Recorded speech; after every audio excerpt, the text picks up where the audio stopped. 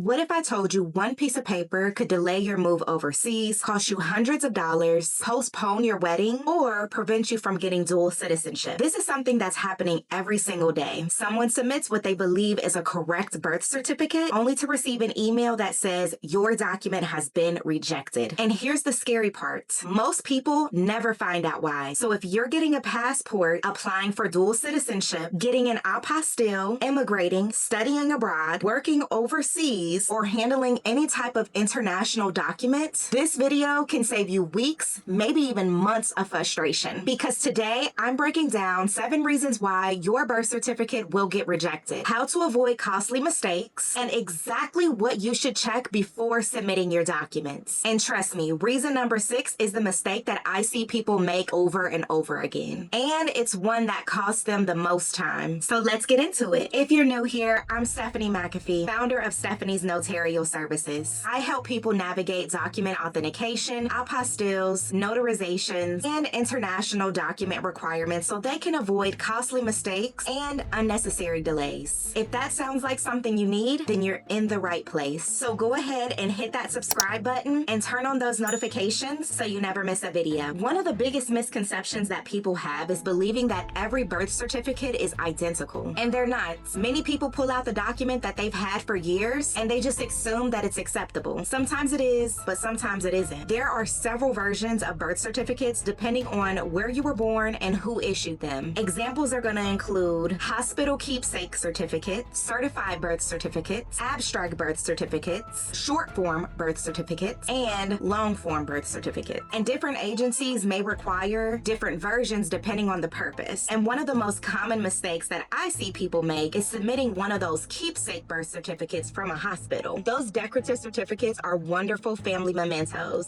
However, they're generally not official legal record, and they're usually not accepted for government or international purposes. Let's talk about the long form versus the short form version birth certificate. Some agencies require the long form version because it contains more detailed information. And depending on your state, the long form version may include your parents' name, hospital information, registrar information, and additional registration details. Meanwhile, the short form certificate may contain less information. So if an agency requests the long form version and you send the short form, your application may be delayed or rejected. So before ordering a replacement, make sure that you're verifying which version the agency is requiring. This next one surprises a lot of people. You cannot simply photocopy your birth certificate and expect it to be accepted. Most government agencies require a certified copy issued by the appropriate vital records office. Certified copies generally include official certified features such as a raised seal, registrar signature, security paper, or other state-issued security elements. And photocopies typically don't meet those requirements. Now, sometimes the issue has nothing to do with the information. It could just be the condition of that document. Some of the common problems include water damage, heavy stains, papers that are torn, information that cannot be read, and missing actions. If an official cannot clearly read the information or verify the document's authenticity, it may be rejected. So if your document is damaged, ordering a new certified copy is the best solution. One of the biggest causes of delays is inconsistent information. So just imagine your birth certificate says Mary Elizabeth Johnson, but your passport says Mary E. Smith. Now the agency is gonna have questions. Marriage, divorce, legal name changes, misspellings, middle names, and hyphenated names. Now these differences, they don't automatically mean your application will be denied, but they often require supporting documentation to connect the records. So it's important to always review your documents together prior to submitting them. Now this is where many people get confused. If your birth certificate will only be used in the United States, you may not need any additional authentication. However, if it's going to be used in another country, it's important to get their specific country requirements. Many countries that participate in the Hague Convention require an apostille. Countries that are not a part of the Hague Convention instead require authentication and embassy and consulate legalization. The correct process depends on the destination country. And this is one of the reasons why I always ask my clients,